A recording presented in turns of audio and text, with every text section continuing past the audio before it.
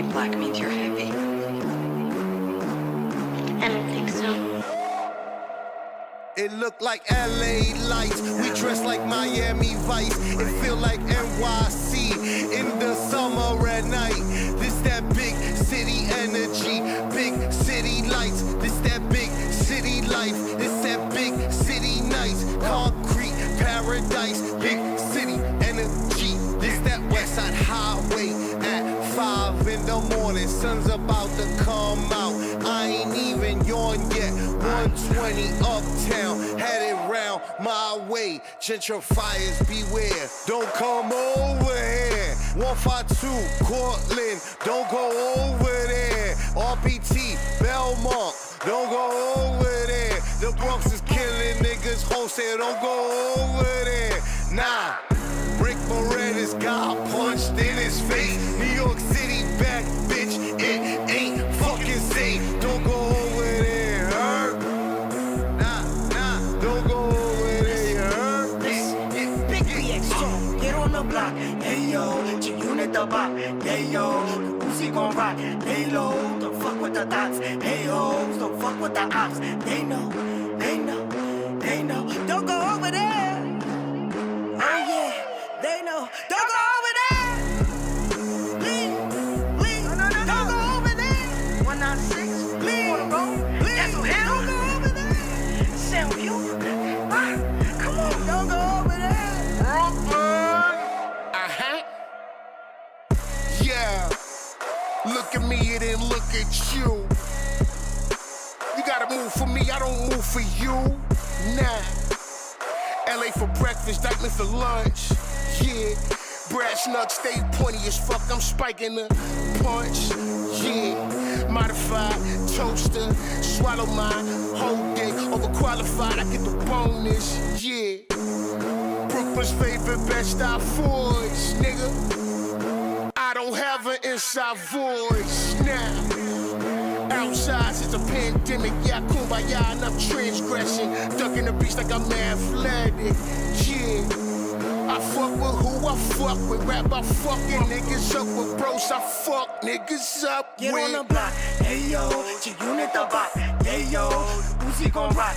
Lay low, don't fuck with the dots. Hey hoes, don't fuck with the ops. They know. Don't go over there. Oh yeah, they know. Don't go over there. Leave. Don't go over there. 196, leave. That's him. Don't go over there. Sound you. Come on, don't go over there. Far Rock.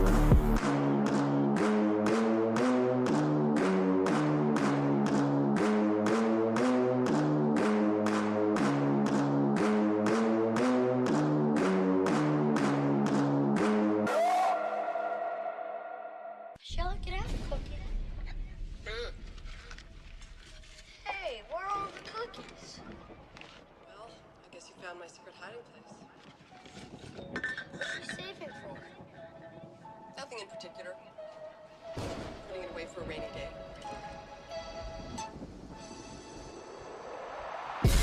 Why you ain't all on me? You ain't gotta follow me. Keep it straight, G. Yeah, they wanna swallow my seed. Better off following my lead. I'll be outside where your bitch can see.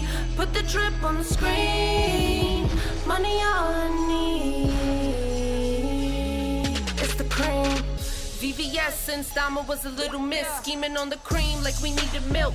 Skip the syllabus, went right for the Skrilla quick. In the nick of time, nick and dime till I manifest. It's another day, another dollar, put a bitch in the feelings.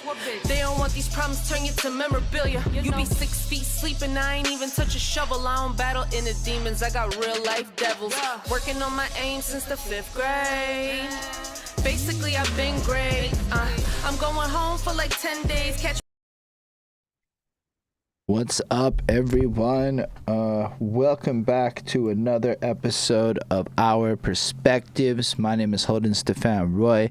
Joining me tonight is my co-host Liddy Bro Flacco, and tonight we are taking on a bigger topic upon which I'm gonna just ride the backseat on this one. It is Diaspora Dialogue, being a Black Puerto Rican in the FBA community. you guys don't know this, but this is a big evolution for us to have such a focused topic like this coming into it. I'm real proud of us, Flacco. Real proud of us. Yeah, nah, facts. I mean, this started for me having a discussion with a white person who was telling me about the relationship between Puerto Ricans and foundational Black Americans. That's what FBA stands for those who don't know and are not aware, in New York City. And I was so fucking offended. So it's so offensive when white people are arrogant in whatever they believe that they know and completely ignore the voices of the people that they're talking about, even when they're right in front of them. And instead of just being upset, I choose to combat ignorance with information, spreading information so that those who might be fooled or convinced of something by a person that's not even a part of the conversation, right? Because that's what he would be doing, right? To anybody who listen. Thankfully, I know he's a hermit. Thankfully, I know he has an inability to create actual bonds of friendship with people.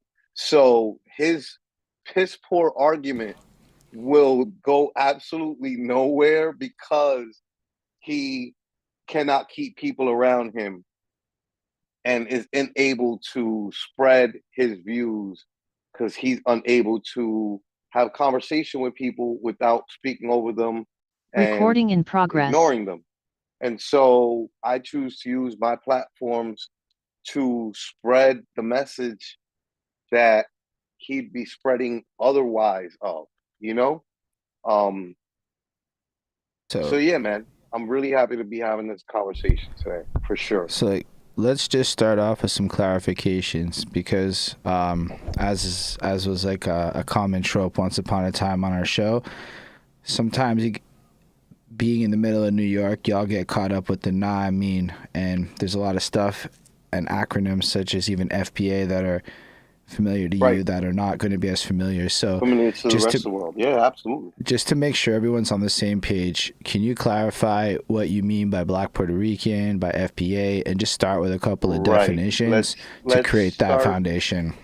Yeah, absolutely. Let's start dissecting the title so that people are aware of what we're talking about and understand exactly what it is that the conversation is about, right? So my father is a Puerto Rican. My mother is a Nicaraguan. I consider myself Afro-Latino and or Black Puerto Rican, right? Both apply. Because my mother is, and so each of these nationalities that my parents have individually are my parents. And that just is a makeup of what my parents are. Because I'm born in the Bronx, New York City, in the United States of America. So that makes me American, right? My mother is Nicaraguan. My father is Puerto Rican. They both have Black in them and in their family. I'm also Black because of this, right? I have Black uncles and aunts because our genetic makeup when you're Latino is usually made up of 3 different racial groups. One being the indigenous people of the lands that were invaded by the Spanish from Spain, the conquistadors. When the conquistadors landed on the shores of the countries in the Caribbean, and which is Puerto Rico, Dominican Republic, Cuba, as far as the ones that they conquered. There were other islands all across the Caribbean, whether they be Jamaica or St. Croix or Trinidad and Tobago. These are all islands that make up the Caribbean. But the Spanish only conquered those three. And even the third one, the Dominican Republic, is shared with Haiti. So they only had half of that island. They had half of that island.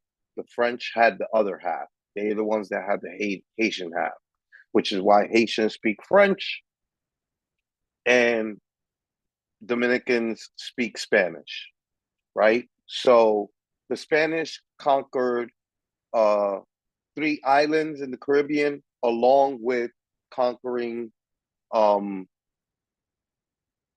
countries all over what is now considered Latin America. Right.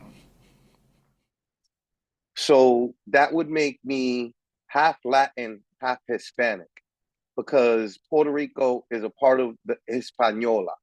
Hispaniola is the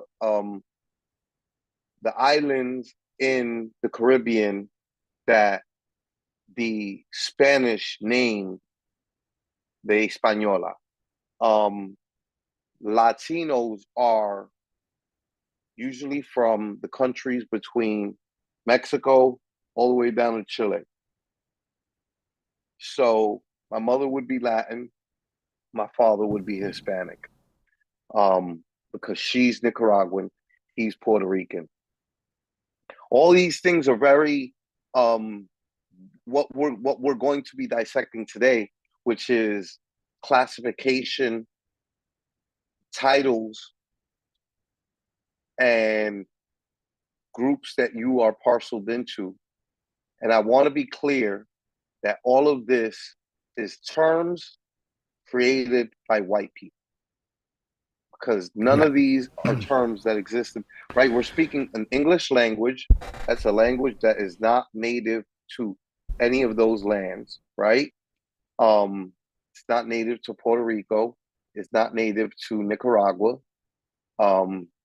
The indigenous people of the Americas did not speak English until the English landed. So just to be clear, or paraphrase what you just said there, when it comes down to terms like Hispanic and even Puerto Rican, all this, I don't know about the nationality side, but all the different classifications and labels that we traditionally use to organize people via their identity is typically the result of the white colonial system. Right. Correct. Right. All of it. Before we go on, we've covered the Puerto Rican side a bit, but can we cover the FBA side and right. what that is? Well, right. So FBA would be Foundational Black American. This is a subsect of either what people used to consider African Americans or what people consider Black American. There are a lot of Black Americans that do not consider themselves FBA. It's a new thing. It's a new group. Technically speaking, anybody that is also ADOS, which is American descendant of slavery, would also be foundational Black Americans. That's what this group is representing of. It's representing of Black Americans that want to make a delineation between themselves and Africans. That's why you don't see any trace of the word African in FBA or in ADOS. ADOS is essentially what FBA was before FBA became a thing. It's just that there became a splinter in it because a lot of people that would be considered ADOS did not want to be considered American descendants of slavery. A lot of them would argue that they either were indigenous to the Americas, right? that's one of their argument points, which is not all Black people that are in America now are the descendants of Black slaves that were brought from Africa. Some Black Americans believe that they were already on the continent of what is considered the United States of America long before slaves were brought from Africa here. So that's why Foundational Black Americans was born, because they didn't want to essentially be associated with the idea of slavery. Though one of the major talking points of many people who are foundational Black Americans is reparations from the government of the United States of America for slavery. So that would negate that argument. But I'm pretty sure that none of the people that made the splinter from American descendants of slavery would include themselves in that conversation. That's for another topic, and that's for a FBA representative to come up here and discuss and argue. I don't want to speak for them. Absolutely. Also, if you are somebody in the community that wants to come and represent it and share your ideas, hit us up and let us know, because we want this to be an open conversation. Right. I did have a question. Just no white people that want to speak on behalf of FBA. We don't need Facts. that.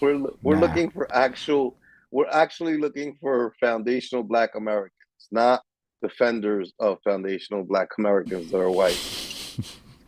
Yeah, which makes total sense and touches on to something that you said in your Facebook post that kind of sparked the interest in the topic. What is that, like, if you're not part of the community, you can't really speak for the community because you don't live that experience. And honestly, the rest of it, like I've read a lot of books on systemic issues with Black racism and the Black experience and things like that. But no matter how much I read about it, it'll never be something I experience. I can just read about it. I can just it's like watching a movie. So you can feel for it. You can have a lot of sympathy for it. Right.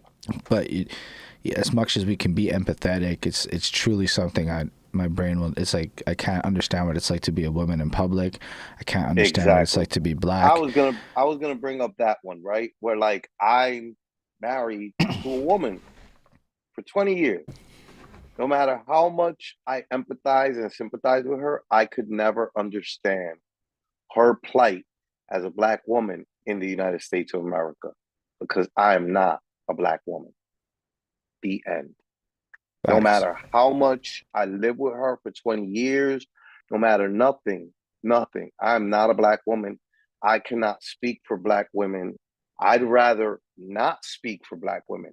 What I'd rather do is use every single opportunity that I have to gain a position of power to pass on the ability and opportunity for Black women to speak for themselves.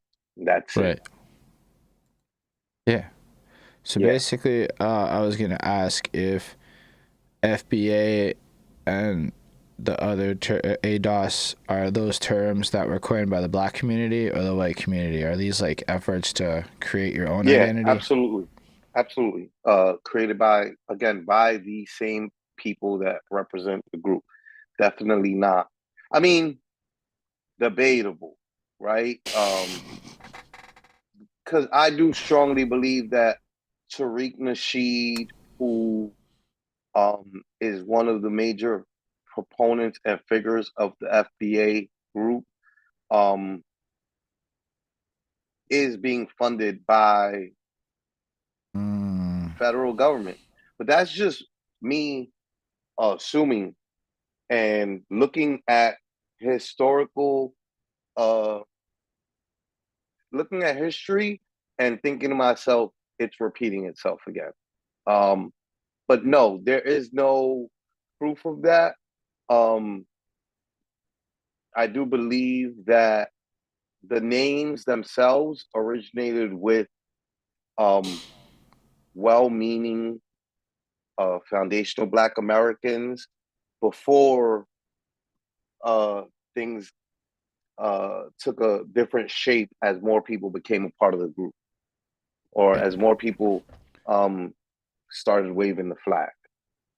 So FBA is a complex banner with multiple kind of subsects under it based on what you interpret it to mean, because it's, I mean, inherently its language is kind of vague. I mean, it's clear foundational from the beginning, black American, so Americans that are black that are there from the beginning.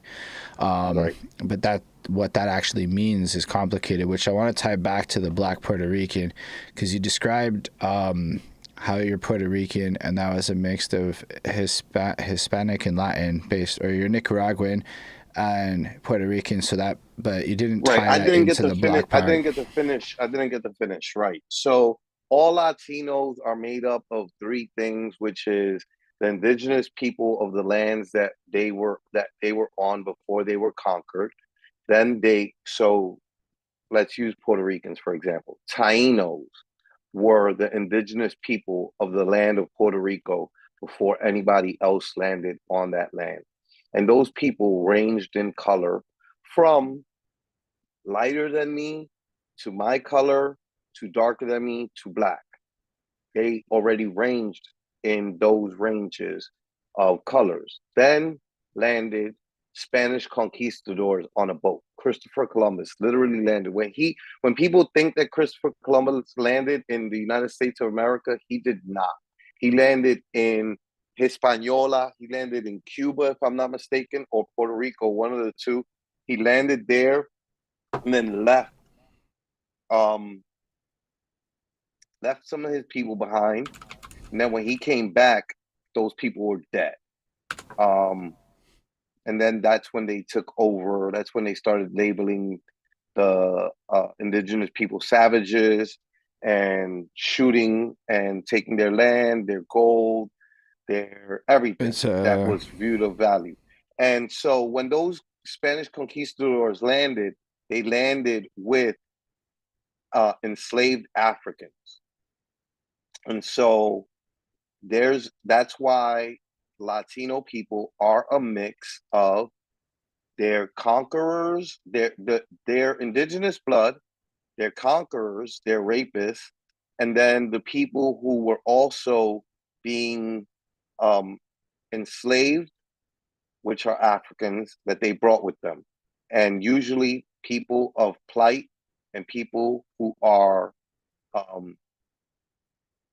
what's the word I'm looking for? People who are subjugated or oppressed, right? They see kinship with each other. And so the indigenous people of Puerto Rico saw kinship with the African enslaved. Mind you, there were also Africans that were free with Christopher Columbus. So there are free Africans running enslaved Africans that are running hand in hand with the Spanish conquistadors. And when the people of Puerto Rico, after a couple generations of being conquered and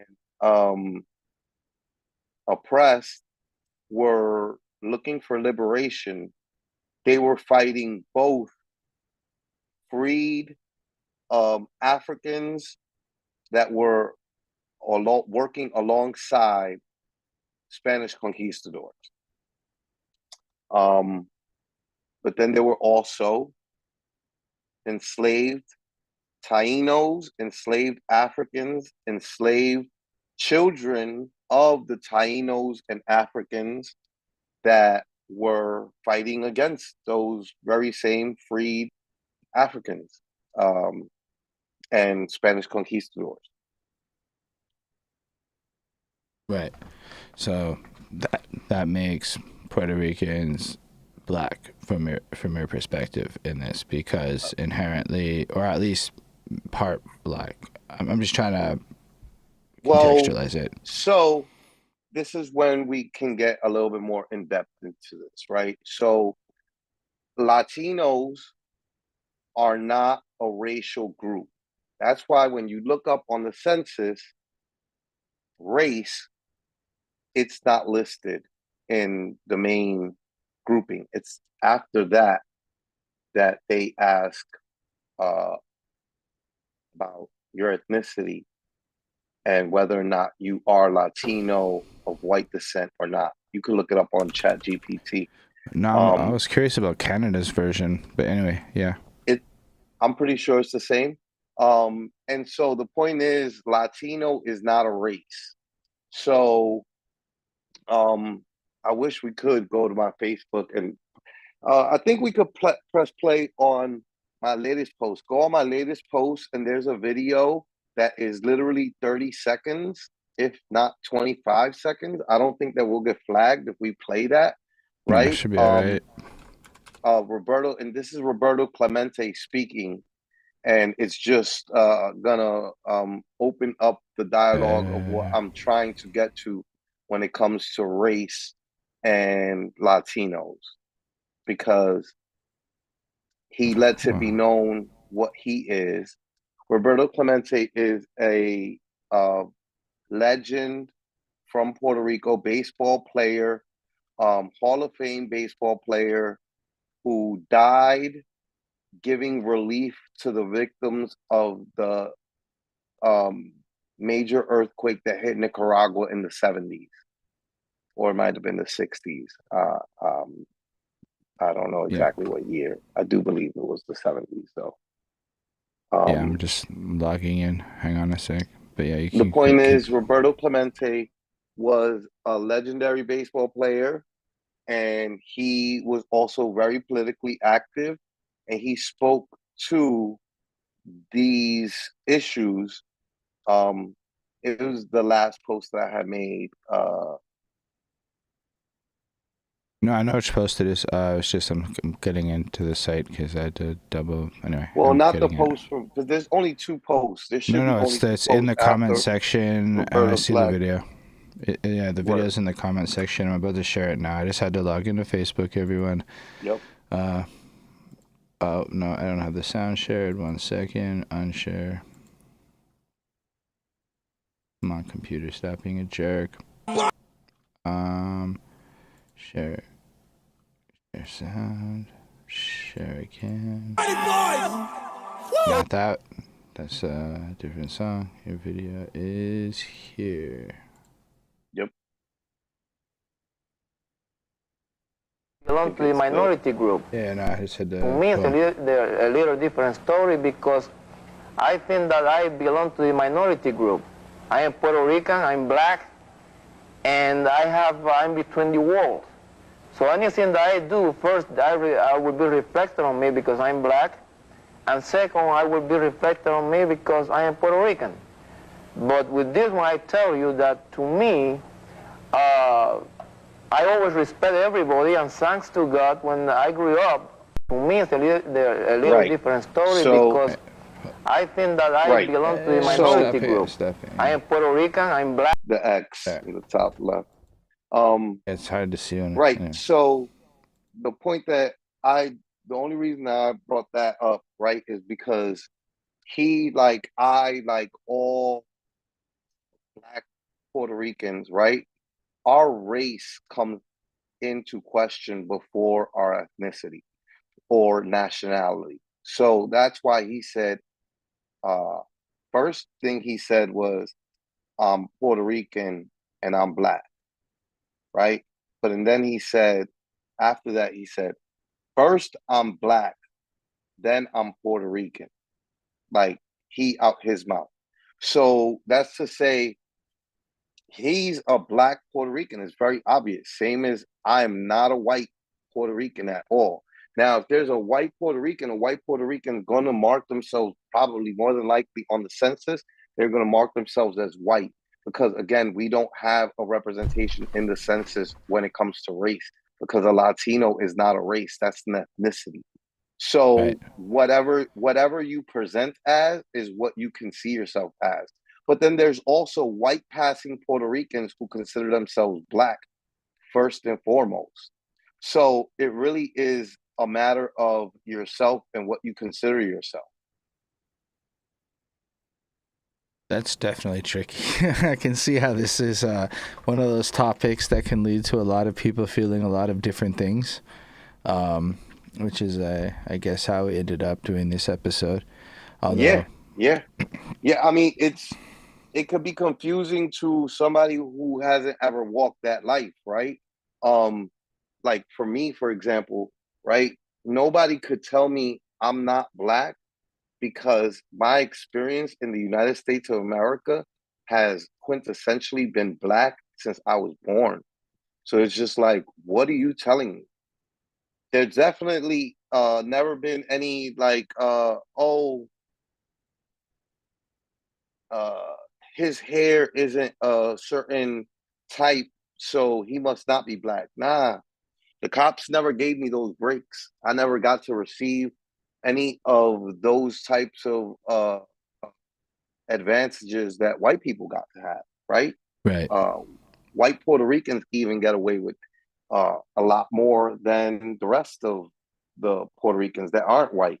I have a coworker who's a white passing Puerto Rican, and he grew up in Jersey. He grew up amongst white people, and he also is half white. And I tell him all the time, you're only white to police until they look at your ID. And when they see your last name, you stop being white to them. And that's the truth right there. That's 100% true. So it's kind of like, I remember reading one of the Malcolm Gladwell books, and he had this section at the end that was talking about life in Jamaica and how the whiter you were, the more privileged you were, as was the case. So it got to a point of like people actually trying to breed whiter. Like you would try to find a partner of a lighter skin tone in order to that happened in all our communities. Black Americans dealt with that, same as all the Latinos and across Latin America and the Hispaniola. If I'm not mistaken, all Asians dealt with that, right? When I landed in Thailand, when I landed in Bangkok, Thailand, one of the first advertisements that I saw was for skin bleaching lotion. One of the first, I'm talking about in the airport. In the airport. You know what I mean?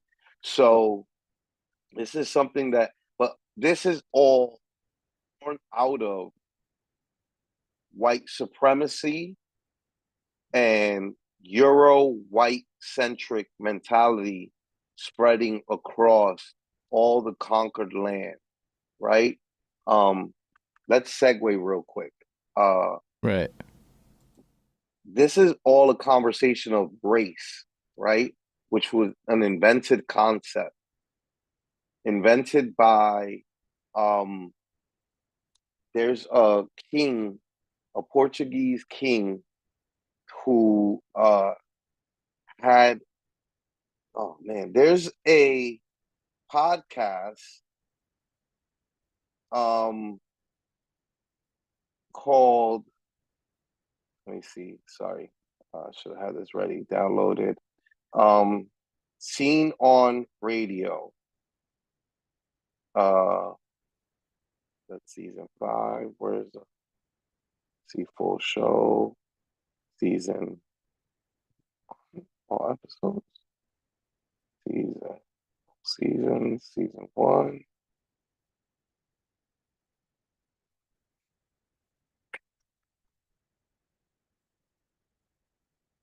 Yeah, there was this podcast that I listened to that was about a white man who was trying to find the beginnings of racism and who invented the idea of race. And essentially everything that he found led him to a particular king in Portugal who wanted to kind of fund this whole ideology of European white people, whether it be Portuguese, Spanish from Spain, the French, the English, being this superior race, which would justify the treatment that they were giving to what they considered savages in these new lands that they were discovering as they were conquering and traveling the world. So he created the idea of race in a book. I forgot the name of the book. I forgot all of everything that I read or that I heard in this podcast. But essentially, it was about that, and it was about how this guy like invented race, trying to find a way to justify being a scumbag to people that they were trying to take their property, take their land, take things from. Right. And so this is a white Eurocentric ideology, right? This ideology of, I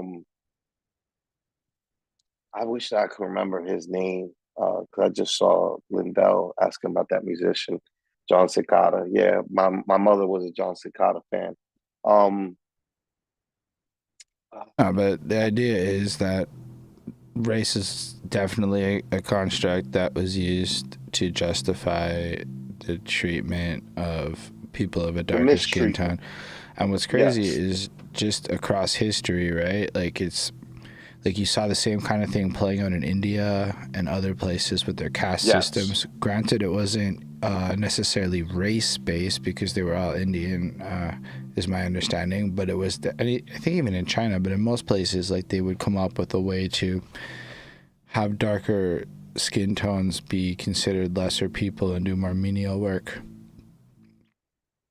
So, yeah, in regards to all of this, so you have the constructs that are defined by white people that are then implied to or applied to everybody as a common way of categorizing people due to things like the U.S. Census, to bring it back to that, and all of our censuses, because that's how we do it. That's how we organize our populations, which does have the advantage of making sure groups are represented, but then creates the problem of who actually fits into what group, which I guess is kind of what leads to the crossroads of being a Black Puerto Rican in the FBA.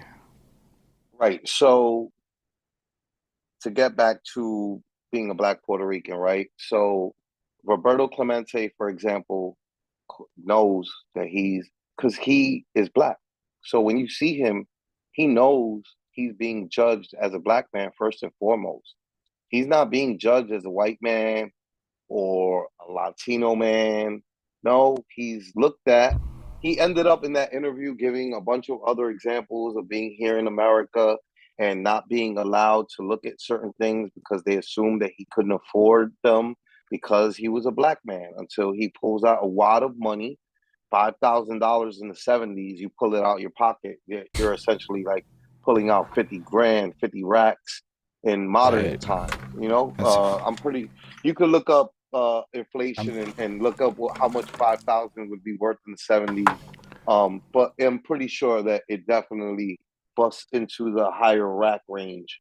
Regardless, the point is it's 5 racks already as is, plain and simple.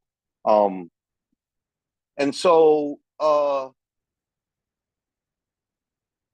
we all can, but that's not neither here nor there, right? About $37,000. There we go. So it was like walking around with almost 50 grand. Fat Joe recently was in controversy and upset the FBA community because he referenced the FBA community as Black racist, which I do not agree with that, right? Right. Black people cannot be racist. Racism is, look up racism and the definition of racism. Let's do that. Let me not break down racism into what I know it to be. We're asking Tell me what Webster ChatGPT. says. Oh, Webster? I asked ChatGPT. Either or, but ChatGPT is just as fine. that's a big ass answer. But racism is generally understood as a system of belief, attitude, or institutional policy that holds one racial or ethnic group as superior or inferior to others, often resulting in prejudice and discrimination. While definitions may vary slightly across disciplines, the certain core aspects remain consistent. Belief in racial hierarchies. The idea that certain racial groups possess inherent traits, intellectual, moral, or physical, that make them better or worse. Prejudice and stereotyping, having negative attitudes towards those groups of people. Discrimination and power, acting on prejudiced beliefs in ways that disadvantage or oppress certain groups, that can be on an individual level, like harassment, or systemic or institutional levels, like laws and policy. And then systemic and structural racism. That's a great place to stop real quick, right? Because the only people in a position of power to create laws in the United States of America for a couple centuries were white people. Nobody else was allowed to hold a position of power in the United States of America. Women weren't allowed to have a bank account until the 70s in the United States of America. So that tells you where it is, right? And Black people were enslaved. And then even when they weren't enslaved, they were being redlined and stopped from having the same opportunities as white people. Latinos were behind them. Asians were being put in concentration camps even up to the Second World War. White people ran America. White people run the world. They're the ones that created all these rules across the world, right? Because it's not just limited to the United States of America. China was being oppressed from within by English. India had the same situation. The English were all up in their country. The United States of America has been destabilizing Latin America for decades now. They've also been destabilizing the Middle East for just as long, if not longer. If you look it up, there's a map of Africa that shows you all the countries, not by their names, but by which European country owns it, right? Because every country in Africa is owned or has been conquered or colonized by a European country, whether it's the English, the French, the Dutch, Spanish. All of it has been, even the Greeks, all of it has been taken. Yeah, I believe this is the map. That's it right there. Yeah. It's a wild thought when you look at it, and from my understanding, they just sat there in like a boardroom at some point in history and just sliced it up, just politicized it, and broke some it up. Wild shit happened out there too, like stuff that like in the late 1800s, Leopold II was just torturing people. I think, I don't remember which country it was, but one of the Dutch places, and I think 12 million people were killed under his tenure in the span of like fucking 4 or 5 years, and like nobody even talks about it today or remembers that it happened. Yeah, nobody even cares, right? Like nobody ever talks about any of this shit. Like it is something of, and a lot of people are unaware of history. A lot of people are just unaware of what's happened across the last. I'm like, this guy died in 1909, just so that people are aware. Like, this wasn't like some fucking way back, and it was the not some way Congo. back. It's I mean, look, it's the Congo that he had. So when you look at all the stuff that's happening in the Congo today, just you have to keep in mind that basically for like a significant chunk of time in the late 1800s, the Congo was this guy's from fucking whatever country he's from, Belgium. This random Belgium guy had this country, turned it into his plaything, where he did what he wanted to the people there, and now today, to this day, it is not in a good place to be in that part of Africa. Right. I mean, listen, you look at any of these countries and their names and when they were conquered by which colonial power, it all is explanatory, right? Like Somalia conquered in 1960 by Italy, you know? It's not conquered by, that's the year that they gained independence from. Okay, gained independence from. So that's even more of a, Haiti has been independent of France for a long time, and that hasn't stopped them from being a destabilized country, especially because all the other countries want to continue seeking retribution on behalf of the French, because white people are some vengeful motherfuckers. And so the point being is that, look, all these countries liberated or gained freedom a while ago, but that doesn't mean anything, you know? And the effects of colonialism span way beyond. Look, a majority of these countries, along with India, along with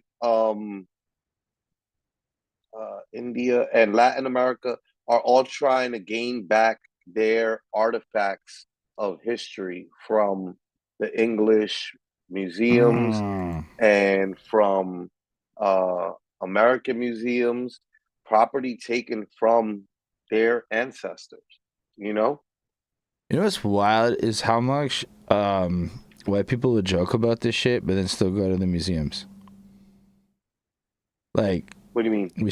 Like people like, this is a joke. Like even like on white Instagram, like, you know, in like the culture of just like reels and various social media, it's like a joke that Great Britain stole all their artifacts, and everyone laughs like it's funny and they should give it back. But then nobody makes them give it back. Instead, they just keep going to the museums and supporting it. And like I'm not even gonna lie, sometimes I end up at the art museums and shit because, like, you know, it's not actually a bad time. But when you think about how all of that got there and who created all of it, or you look at these in like Montreal or whatever, you'll find these like indigenous sections, right? And you're like, yo, you know that this is all just shit that got stolen when white people at all these native communities. And now they're all just kind of artifacts in museums that are used for profit by these museums. Right. Yeah. So let's get back to the topic at hand, right? Yeah. And let's not forget the comments in the comment section, right? So Lindell said, well, what tends to happen with Black people or Latin people in the Caribbean, they don't think of themselves as Black until they leave those places and experience racism in mainly the United States. John Cicada is from Cuba, who now calls himself Black. Right and wrong, right? Because these people experience racism and colorism on their own islands. So a lot of times you don't have to leave home to experience being othered or being treated differently. They're being treated differently on those very same islands. The status that I had asked you to go to, right, that I was talking about on my Facebook, was me talking about my great-grandfather on the census in Puerto Rico in 1910, classifying himself, right? Because there's so many things to dissect here. First of all, a white man was trying to educate me on Puerto Rican and Black relations in New York City, and he was using the census as his main point of topic for breaking down statistics. To which I say, that makes no sense. anybody who knows people of color knows that we rarely participate in censuses. We notoriously stay away from censuses because we are distrustful of the system that has been oppressing us all this time. We don't want to participate in that system because we believe that it'll help them find a better way to oppress us. And we try to stay away from it as much as possible. My great-grandfather filled out a census in the year 1910 in Puerto Rico, and he listed himself as mulatto. His wife, he was 53 years old. His wife also listed herself in the census at the age of 35 in the same year, 1910, as mulatto herself as well, right? I made things easy and I went straight to ChatGPT and asked, why did Puerto Ricans list themselves as mulattoes on the census in Puerto Rico in the 19th century, right? Because then it'll lead in from the 1800s into the early 1910, which is when he took it, that everything that they're saying here is going to apply to him filling out the census in 1910, right? So the first reason that they gave is they said 19th century Puerto Rico, many people of African descent listed themselves as mulattoes on the census due to a combination of social, legal, and economic factors. Here are some key reasons. One, racial hierarchies and social mobility. Puerto Rico, like other Spanish colonies, had a racial caste system that placed mulattoes above Black individuals in terms of legal and social status. Identifying as mulatto rather than Black could provide better opportunities for employment, property ownership, and social acceptance. Number two, legal privileges and the Gracias al Sacar decree. The Spanish crown allowed individuals to whiten their racial classification through the Gracias al Sacar decree, a process where people of African descent could pay to be legally classified as white or mulatto instead of Black. This allowed access to rights and privileges denied to those labeled as Black. Three, avoiding discrimination and slavery stigma. Even after the abolition of slavery in Puerto Rico in 1873, racial discrimination persisted. Many formerly enslaved people and their descendants sought to distance themselves from the stigma associated with Blackness, opting instead to identify as mulatto. Four, Spanish colonial census practices. Spanish census takers often categorize individuals based on appearance rather than ancestry, leading to inconsistencies. Some people who were legally or socially considered Black may have been recorded as mulattoes based on lighter skin tone or other physical traits. Five, interracial unions and racial mixing. Puerto Rico had a long history of racial mixing among indigenous, African, and European populations. Many individuals genuinely identified as mulattoes due to mixed ancestry, reinforcing the label's widespread use. These factors all contributed to the high number of Puerto Ricans identifying as mulattoes on 19th century census, reflecting both societal pressures and personal strategies for navigating racial hierarchies. Again, racial hierarchies invented and made by who? White people. No, but like just to give a little recap on what you said. The guy that argued with you went to a white classification system as a proof of evidence because that's honestly how we argue stuff. We go find the stats that are put together by the white system. And then the issue with this is that a lot of the people that are not white don't participate in this system, so the numbers are underrepresented. And then within the system, you get into the identity side of it, where the people who made the system don't care how the people who they're classifying want to be classified. So the fact that Latino isn't a race is potentially a problem, because is it? Like, I don't know. I'm not even trying to answer that question. It's just more of the speculation of how it's a complicated topic, because most people, before they Google it, do believe Latino is a race until you Google it. It's not. And then, if I'm not mistaken, inherently a lot of them are just classified as Caucasian by default. And then you have to almost identify. And then if they're not classified as white by default, they would do what my grandfather and many Latinos have done, which is classify themselves as white, just so that they have the opportunity to try to get out of the system of subjugation that being classified as black brings with it, which is what white people have done to people of color. Yeah. So that is so ultimately that's one of the things that sets you off, because the guy's logic is inherently flawed just due to the fact that the data is flawed. So yes, there's data. The data is super flawed. But to trust the census, I mean, just as a little pivot point to fucked up data. Why don't you do this? Why don't you type in? You know what? I could read to you, because I just finished looking this up. Right? How many Puerto Rican citizens do not participate in the census? Hey, ChatGPT, what's the answer?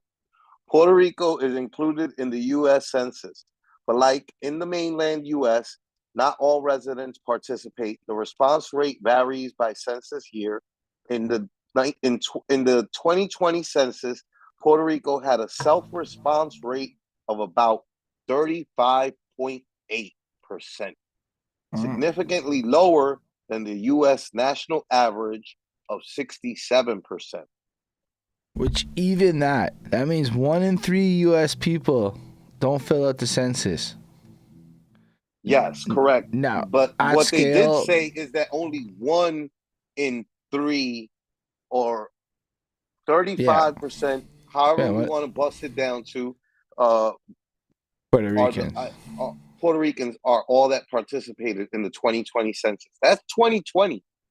And that's with, people being made aware of I literally watched a Breakfast Club interview in about 2018 where there was a black woman that worked for the census that was trying to get Black Americans to participate in the census, because she was trying to explain how participating in the census will get us more opportunities. But you can't break all the stigma that Black Americans and Latino Americans have when dealing with the United States government. When somebody has historically oppressed you, kept you down, and shunned you to the side, you are never going to believe that they're ever going to do anything good for you.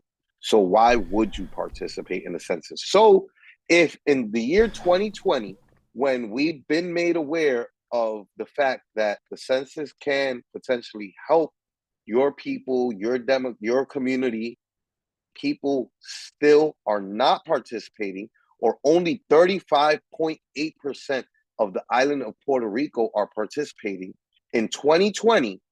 How many people do you think participated in the census in 1910, in 1950? And it's even less. Or even to that point, how many people were, there's probably extra conditions, back in the day when voting happened, right? It wasn't like in the 1700s, everybody could vote. It was landowning white guys could vote, and that's it. So if you were the farmhand, you couldn't vote. And then inevitably, as time went on, more and more people got access to it. So I'm sure in a lot of the early censuses, like if you couldn't read, you couldn't do the census. And so you got to imagine how many people weren't reading back in the day. Even now, not everyone is like reading. So like you can only imagine how limited shit was. Like even for like elections in as a way to keep black people out of the elections, they would impose these math and reading tests that were arbitrarily applied when they would show up to vote. And if they couldn't do it, boom, your vote didn't count. I'm like, we're saying that's like in like the 30s and shit. That isn't like too far back in time. That's especially in like the Jim Crow-ish kind of stuff. But like just in another like parallel of how the data in the U.S. government's kind of fucked due to lobbying. All the like effectiveness of birth control stats were gated. I don't know if they still are, but for the longest time, as recent as 2016 or 17 when I checked, there's no public U.S. data on the effectiveness of birth control because the Christian lobby doesn't want there to be any evidence to promote safe sex. So like if the government is that willing to skew data or hide the truth, it makes it very hard to trust that just because you're more represented in the census that information won't end up being used against you, because while it could help the gerrymandering of your neighborhood, it could also hurt the gerrymandering of your neighborhood. It's like, oh, we know where you all are now. Let's just get it. You know, like it's not the...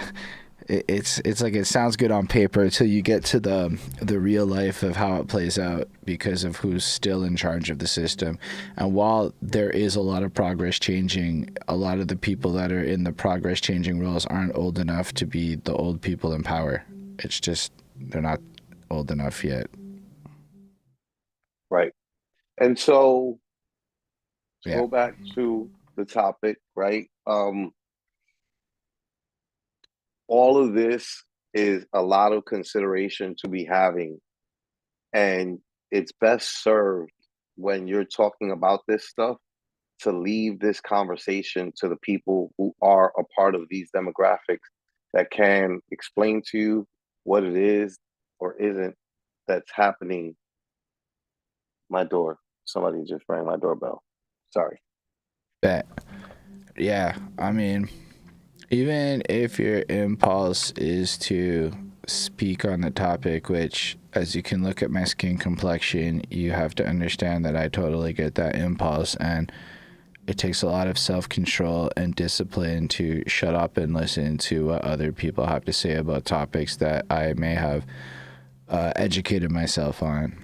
But like I touched on earlier with the lived experience thing, if we are unable to live that experience, you can learn about it all you want, but when it comes down to what should be, and this is a conversation of what should be, you know, in terms of the identity, maybe it isn't best to have the people who created the system make all the decisions. And if we're really trying to be inclusive, it is a matter of shutting up a bit and letting the people who are impacted by it. It's like when people get mad at shit. Like, my understanding is white people made Latinx a thing, and it was only white people that like Latinx, and nobody else thought it was good, and nobody wants to use it. So it was another example of white people trying to solve this problem without understanding the problem and putting this white person styled solution on it that just kind of made it worse because nobody liked it. And so, yeah. I don't know who's at your door, but you're back now. I was just trying to fill that out. Nah, yeah, good job. Good job. I mean, yeah, listen, it's one of those things where, like, yo, you're best served by, like, taking a back seat, bro. Like, a white dude trying to explain to me the relationship between Puerto Ricans and Black Americans in New York City. Like, it doesn't even matter if you're a white guy from New York City from the same era as me. You're still not me. You're not Black. So you're not really speaking to either, right? Like, you'd just be speaking from the perspective of the Black people that you know, and whether that's Puerto Ricans or Black Americans, you're still only speaking of the situations that you know. The most important thing to always acknowledge, I believe, is how limited our experiences are. And you are limited by your experiences to your experiences and what your experiences have taught you. But that's it. There's nothing beyond that. The best thing that you can do is always constantly leave the door open for possibility. I don't ever generalize anybody and anything, because you're never correct when you generalize. The only thing that you could do when you generalize is say, to keep it as PC as possible, or not be an idiot the way most people are when you generalize, is to constantly acknowledge that nothing that you're saying applies to everybody. Right. You just don't know how many people out of the group it applies to. You just know that there must be at least. That's how I always approach everything. There must be at least one. I don't know how many more there are beyond that one, but there must be just one at the very least, because there's always going to be one to represent anything in any group of people anywhere across the earth at all times. There's always going to be one. We could be talking about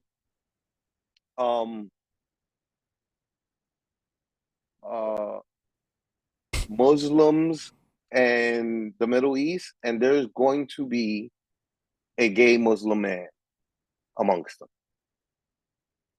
Yeah, no. Is that popular? Is that popular? Is that like the definitive thing that they want to be recognized for? No, absolutely not.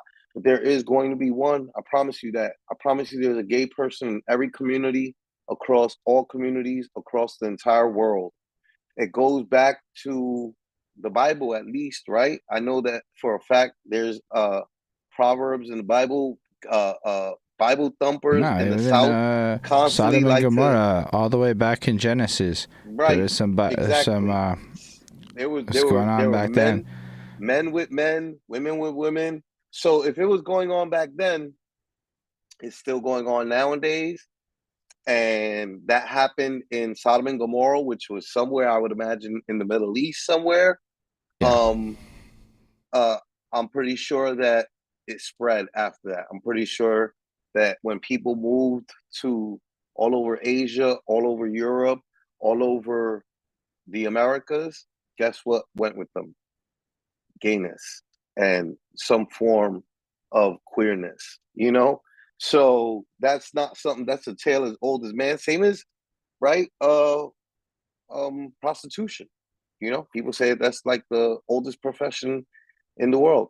And so my point being that there will always be that representation in all groups, everywhere across the world, even in a place where you would believe that would not be. I think what you were saying is you have to keep in mind that no matter what you believe, somebody out there is going to believe different viewpoints, and regardless to what that viewpoint is, in a large enough group of people, there's going to be at least one person that takes on a position Correct. that is different than yours. So something that's a good thing to reference, right, is since the election in America, Black Americans that voted for Kamala Harris and are disappointed by the loss of Kamala Harris to Trump are upset at the Latino demographic that voted for Trump. The problem that I see is that they reference all Latinos when they're talking about Trump winning. And when you look up the numbers, it was really just 47% of Latinos that voted for Trump, which is a high margin, almost half, right? Of the Latinos that do vote, right? Because I know a bunch of illegal ass everybody Puerto has Ricans. to keep that. I know a bunch of Puerto Ricans that have been to jail and aren't allowed to vote. I know a bunch of Latinos, period, that are criminals in the streets that can't vote. They don't vote. They got records and they don't vote. And if they could vote, they probably would have voted for Kamala, but they can't. They're former criminals and they're just not allowed to vote because they're records. So there's a bunch of people who, and along with all the Latinos that didn't vote at all because they don't believe in this system, same as Black Americans that don't believe in this system because it's a system that has historically been disrespectful to them as a people. So why would they vote or participate in this system, right? That's how they feel. And I get it. The point being, though, 47 or 46% voted for Trump. Yet everybody who's upset that they lost the election are referencing as if though 100% of the Latino vote was for Trump, right? And that's what we got to be careful with. Nobody wants to be, when racist white people get in front of the camera and they talk about welfare and act as if though all Black people are on welfare, that's the same exact energy that the Black people that are upset at the Latino vote are carrying with them by doing that.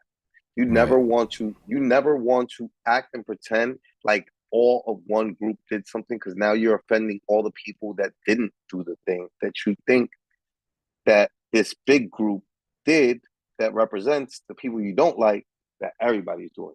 And now you're cutting off a bunch of people who are your allies, who are on the same team as you, right? Because that's the thing to remember, is that we all are on the same team. That's why the last part of the title is the diaspora, right? A lot of people are unaware, might not be aware of what the diaspora means. And diaspora means it's all descendants of Africa and the African diaspora, which is to say all people that are Black. So we'd be talking about Black Brazilians, Black Puerto Ricans, Black Dominicans, Black Cubans, like Lindell was talking about with John Cicada, right? Speaking of, he has another comment where he goes, what I meant by my last comment is that most people who live outside the United States are called after their country. So in France, you're French. In England, you're English. In America, you kind of pick what you want, which is sort of true, I think. But, I mean, I'm thinking about it, like, because as Canadians, I would disagree with that in Canada, but maybe we're too close to the States for it to fully count. But like, people would be Black before they're Canadian or whatever. But yeah, I wonder, like, you're not going to get a Jamaican that's in Canada to say that he's Canadian before he tells you he's Jamaican. But I was going to think the same thing about England too, or France, because like I've met enough immigrants from both those countries where I feel like when it comes to the identity thing, and I'm not saying this is me speaking out of experience of other people I've met, but I do feel like Jamaicans in any country are Jamaican first, and a lot of Black folk I've met, and regardless of where they're from, tend to identify as Black because the racism's often pretty bad in a lot of countries. If you go to France, it's not a good time being Black right now. So it's like sometimes it's even more overt than it is in America, is I guess what I'm saying. So a lot of people are constantly reminded of their race regardless of their national identity, which maybe appears a lot with the sports teams and things like that. But, you know, I don't think a Black person in France forgets that they're a Black person in France, from my experience with the France people who immigrate here. Right. Point being, right, we're all a part of the diaspora of the descendants of Africans, whether you're a person of color in Puerto Rico or a person of color in the United States of America, or a person of color in Brazil, Canada, Jamaica, Trinidad and Tobago, Guyana, all these places, you're a part of the quote unquote diaspora, which really is a shortening for the African diaspora, which I do believe also one of our interviews we can plug with Shalene Rodriguez. We covered this subject with her. Right. And I always Yeah. reference people that are smarter than me when it comes to this stuff. Lindell, he said, well, Canada is still North America. Absolutely agreed. I understand what you meant, right?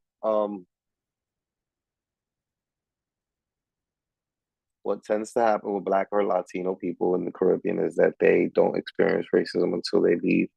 Yeah, absolutely true. But also, when they are on their islands or where they're from, they sometimes experience colorism, and racism. They just don't understand that that's what's happening to them. Or sometimes they are lucky and privileged and they don't experience that, right? Which is definitely also true.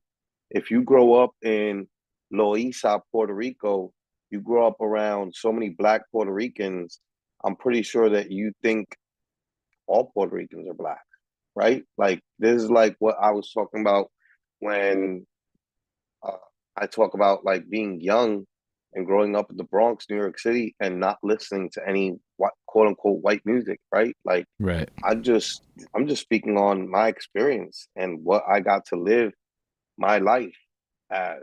And we just didn't listen to any rock and roll, that just wasn't what was playing in the neighborhood, in our houses.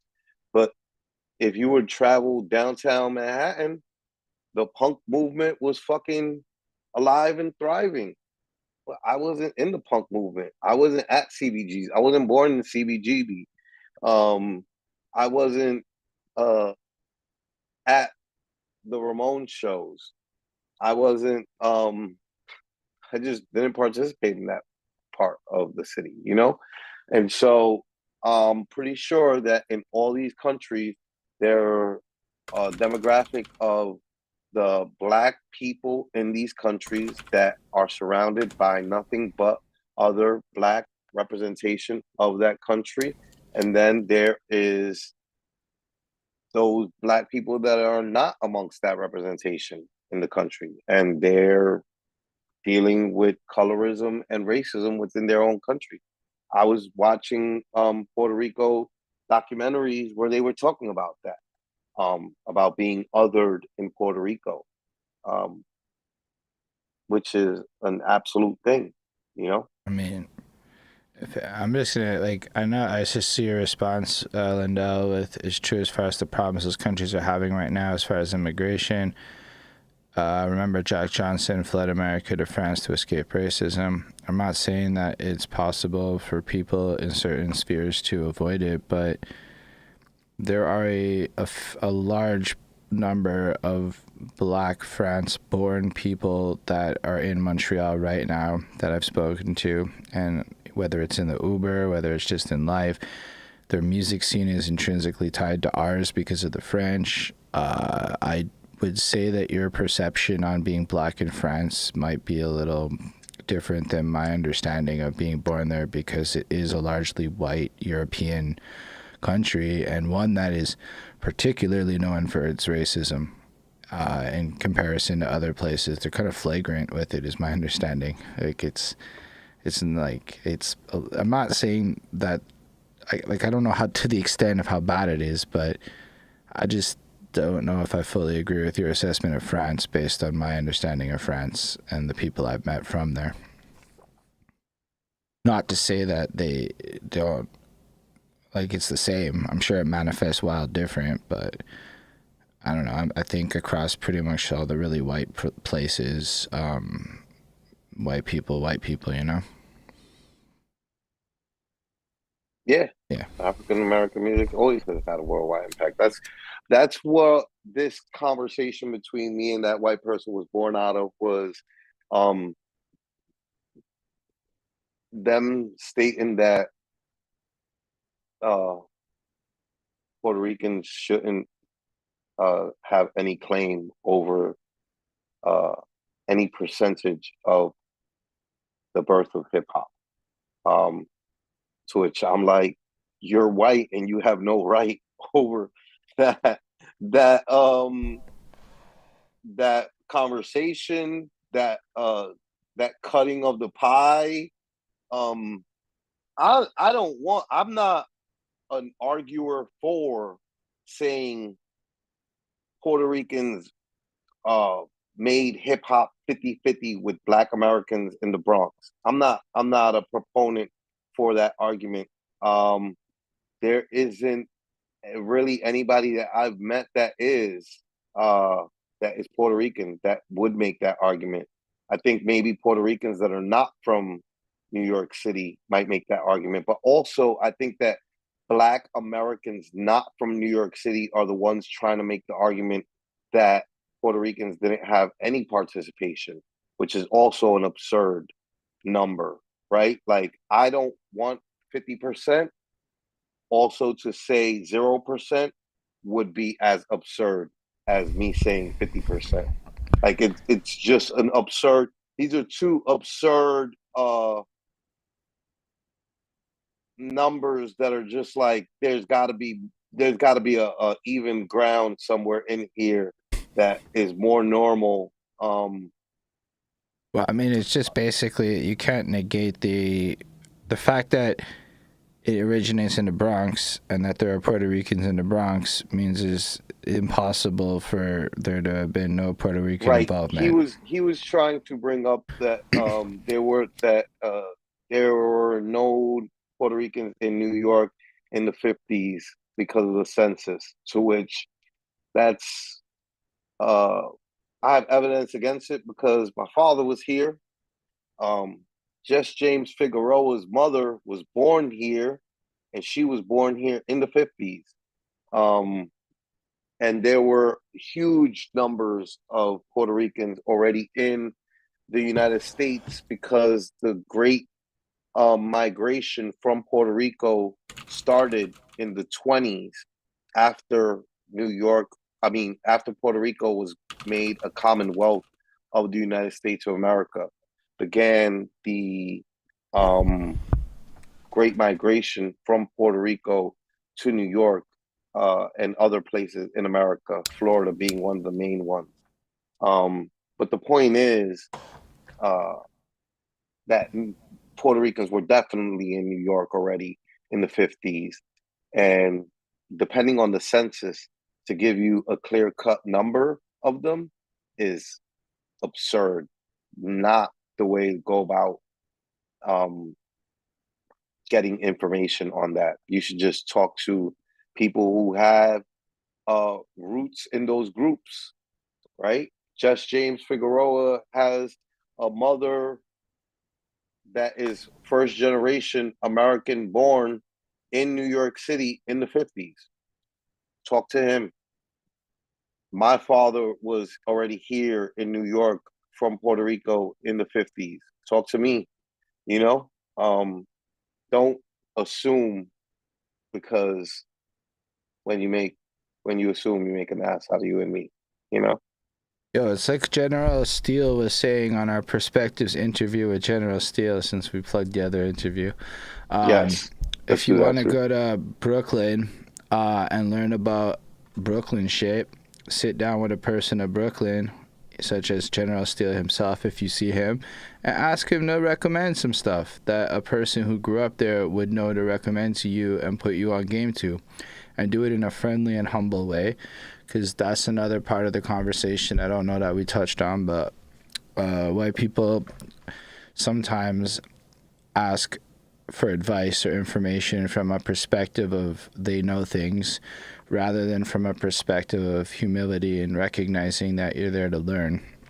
So what ends up happening is you ask your questions expecting a certain answer, and the second that it doesn't follow the script that's in your mind, you want to start arguing with the person. And in those moments, it's a good idea to shh and let that person speak, because you're there to get their expertise in your... It's kind of like being mad that people would, like, not speak English everywhere in another country that isn't English based. Like it's like you kind of have to understand that it's not your world entirely, and you have to adapt to other people, and to do that you have to listen to them and hear what they have to say. And if it doesn't go against what you know, it doesn't make you right, and you don't need to start arguing and pushing it, and you won't get the information or learn if you just instantly cut people off to argue or to state your facts, especially when you start stating your facts.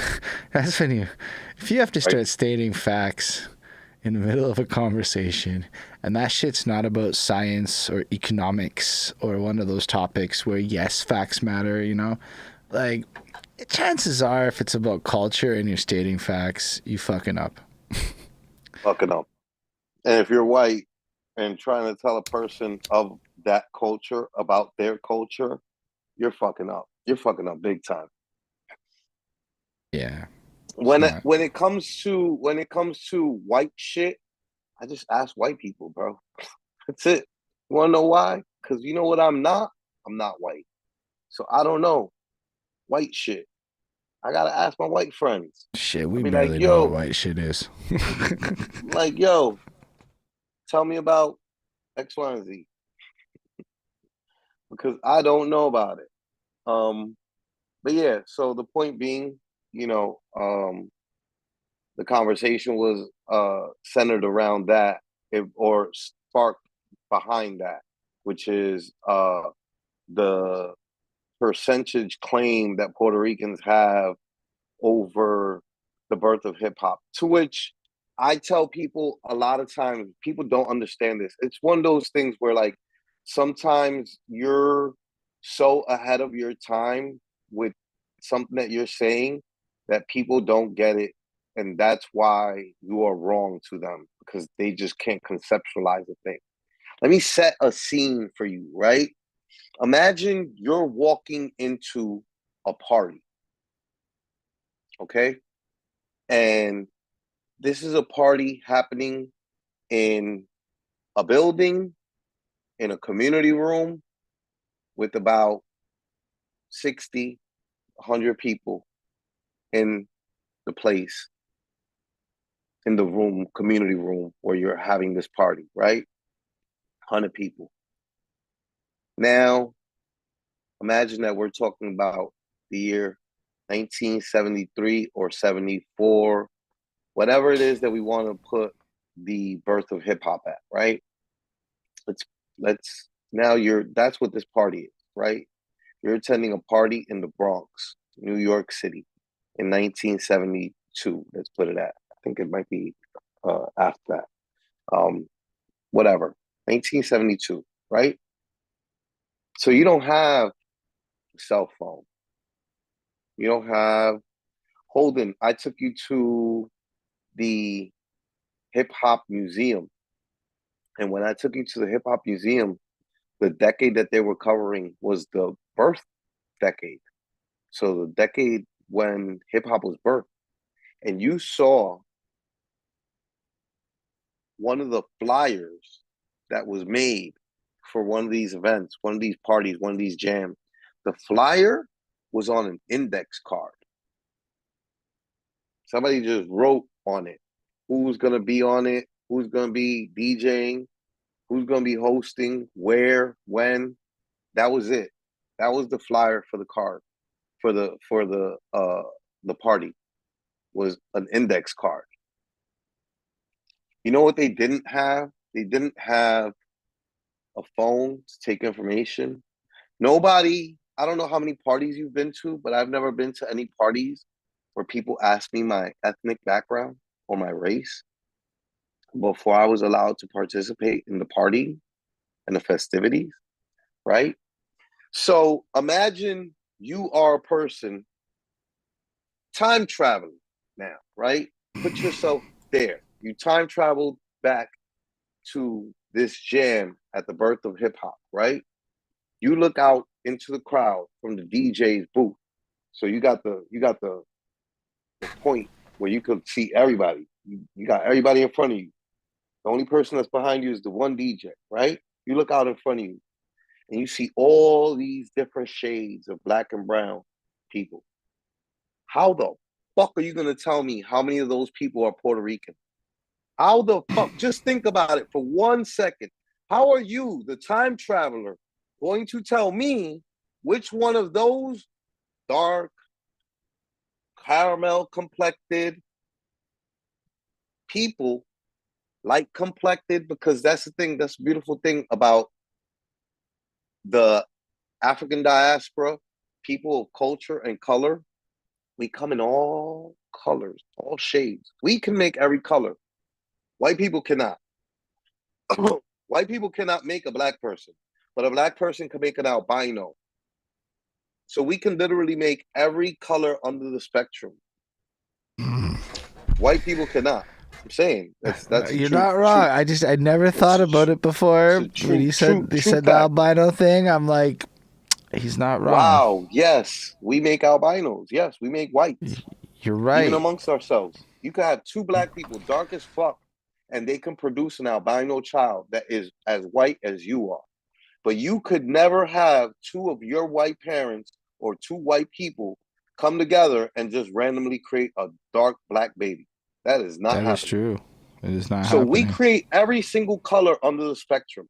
How is it that you, the time traveler, there at the birth of hip hop, at the first jam, how is it that you plan on telling me who is black Puerto Rican or black Cuban and who's just black American by looking at them?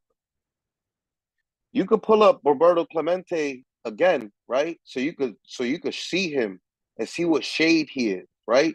He's black until you hear him start talking and you hear him talking like this. Then you can say, oh, well, I know what the fuck he must be.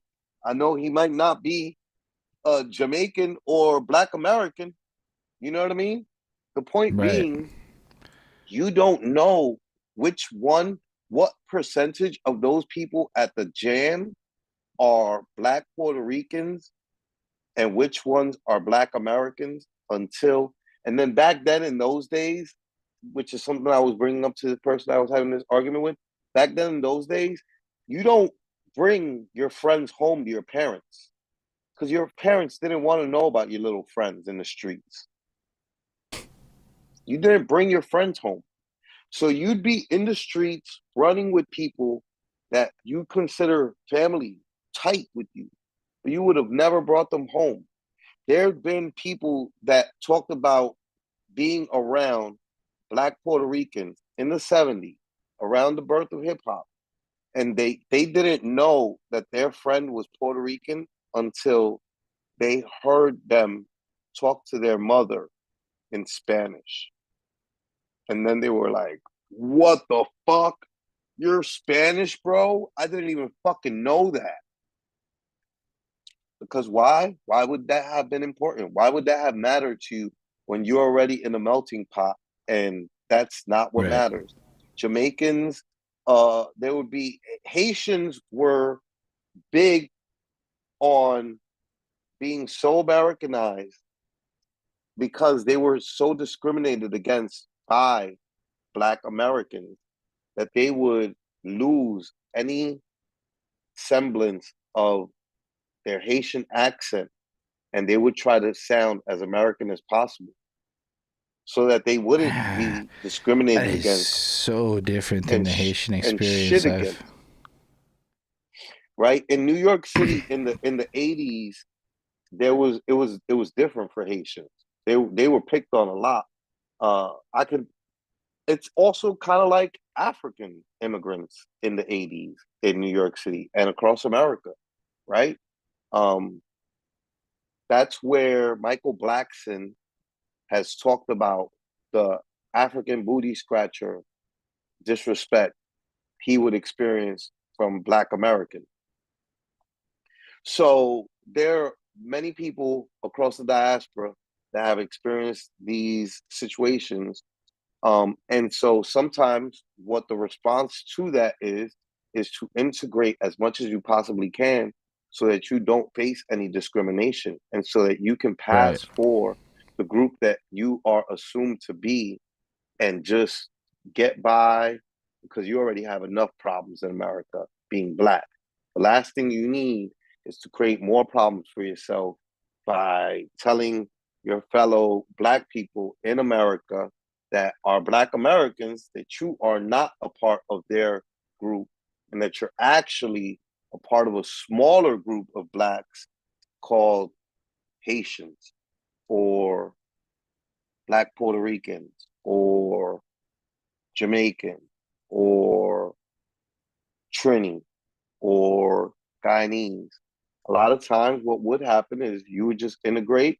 You didn't have an accent. You might have been first generation. You grew up going to school in America, and so you don't have an accent.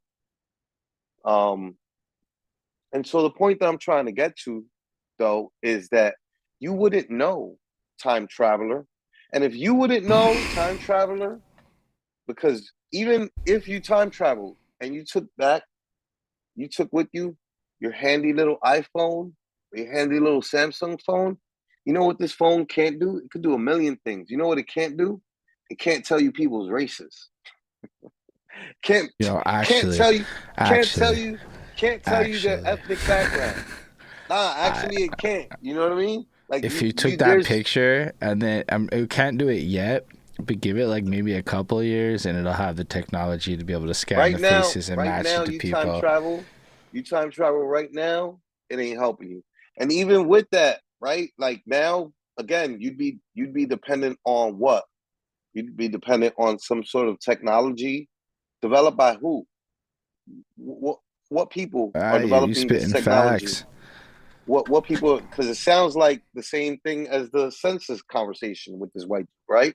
Where it's just like that's not the thing to base your white people and a lot of Indian folk. If we're being real, it's a lot of Indian folk making the development happen. Yeah, also a lot of Asian folk. Both groups of which tend to have a white like displeasure and dislike for black people. So, and also see them as a way to cozy up to white people and get along with white people.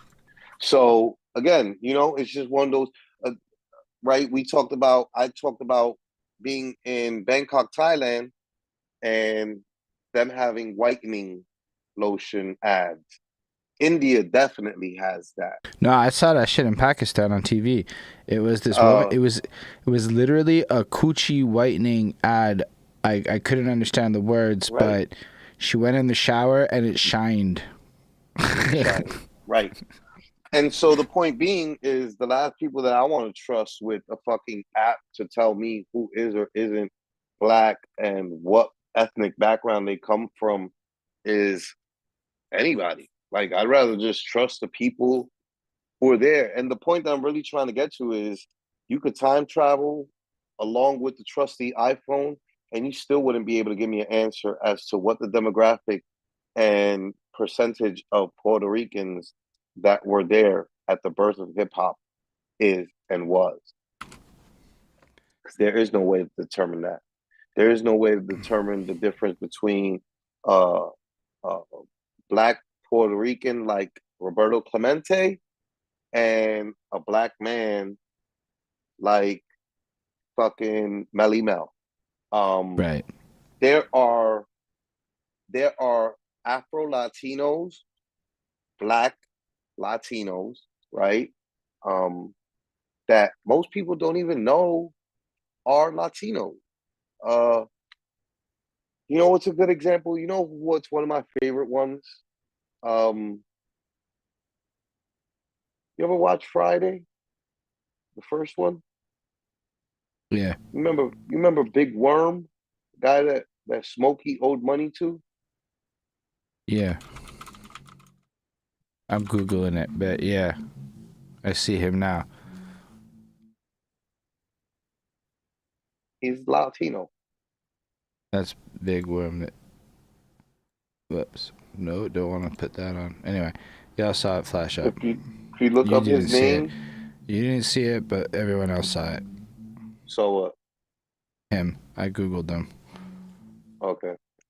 Yeah, if you look him up, that's damn, I forget his name.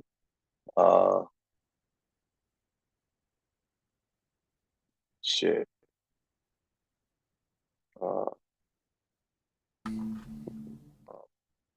Myself now.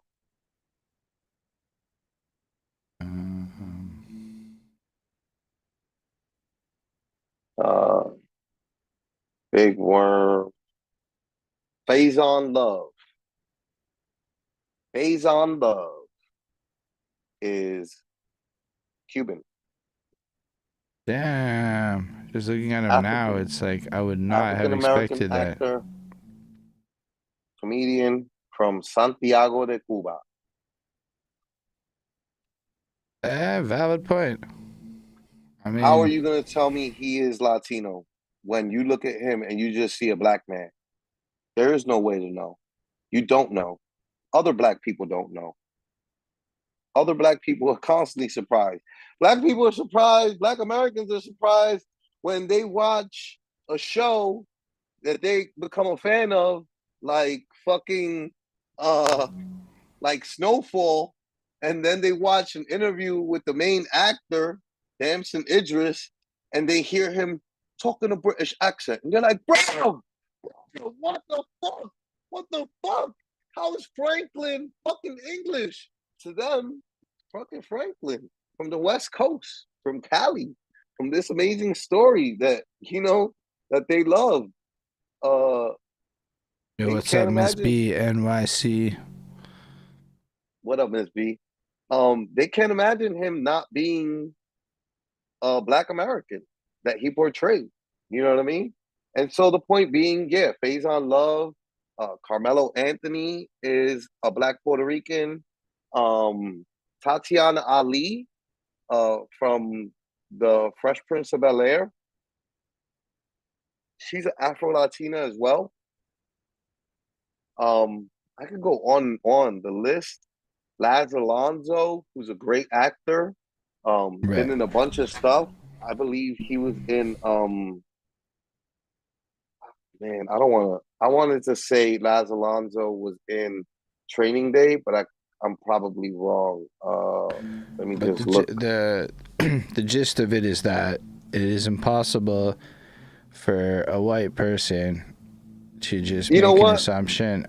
You know what show Laz Alonso's from that you enjoy and have been watching? The Boys. Mother's Milk. Mother's Milk. That black man? Yeah, that black man is a Latino. For real? Afro-Latino. Yeah. Damn, there's no way. Damn. That's a great show. Yeah, and so the point being, right, again, it's impossible for the time traveler to know all the ethnic. Nobody knows what the fuck. Tatiana Ali is East Indian. I mean, let's look up her. We could quickly look up Tatiana Ali. Yeah. Ali. Dive. Boom. Boom. She's born to an Indo-Trinidadian father and an Afro-Panamanian mother. Boom. Exactly my point. She's a Latina as well. You know, her mother is Panamanian, so she's also Latina. So it's impossible to identify it. Thus, to make the claim, to make any kind of percentage claim that is a 0 or a 50%. 50% is, I guess, less egregious, but statistically unlikely based on the unlikely based on the early work that got produced. 0% of the birth of hip hop is equally it's just ludicrous. The same way that 50% is ludicrous to Black Americans that Puerto Ricans participated in the birth of hip hop. 0% participation is ludicrous to the Puerto Ricans that participated in the birth of hip hop. And I'm definitely not sitting back and listening to no white man tell me that Puerto Ricans had 0% to do with the birth of hip hop. I'm just not doing that. I'm not on that type of time. We're not doing that. You know what I will do? I will use my platforms to educate people on this subject so that they can do some more study on their own and So come to their based own. on that, what would you recommend as a couple of introductory sources for somebody to go educate themselves further on after this episode? Because we're in our informal way, but there is a lot of actually really polished information out there. Right. I mean, it depends on what you want to look into, right? Because there's so much to look into that it is really hard to narrow it all down. If we're talking about the birth of hip hop and how many Latinos participated in the birth of hip hop, I would say, why don't you go watch Rubble Kings? That's a documentary that we watched together Yeah. um on our what is it that we watched? It was that the on? private Patreon watch party, patreon.com/perspectives if you want to watch stuff with us. Boom. Exactly. Miss B just Shameless plug recommended in the serious topic. From Mambo to Hip Hop is a great documentary that discusses this topic. I would also say that Palante, Siempre Palante is another great documentary. It covers some of the Young Lords, which were activists that were concurrent with the Black Panthers and worked with the Black Panther Party. There's also on my page, there was a documentary that I wanted to plug that I'm not ready because I lost my page. Let's see. There's a documentary on, if you're in the United States of America, there's a documentary on Vice called Dope is Death, when the Young Lords took over Lincoln Hospital in the Bronx. Also, that documentary covers how Mutulu Shakur, Tupac Shakur's stepfather, tried to use acupuncture to defeat heroin addiction in the Bronx, uptown, around the years that hip hop was being born. That's a great doc. It's a little 2-hour doc that's on YouTube, on Vice's YouTube. It's called Dope is Death. I would just recommend looking things up. I would recommend trying to get out of your bubble and talk to people that are from the Bronx, that are of Latin descent.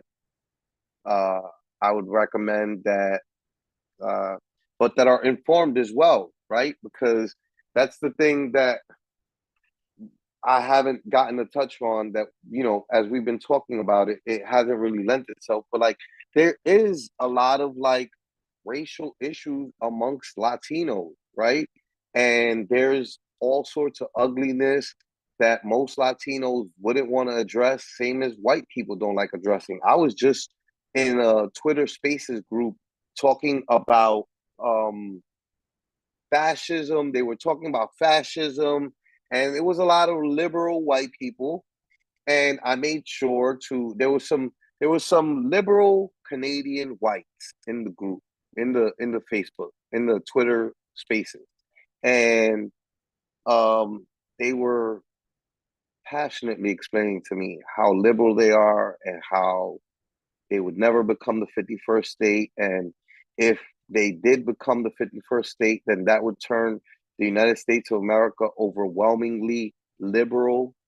To which I say that doesn't really mean shit.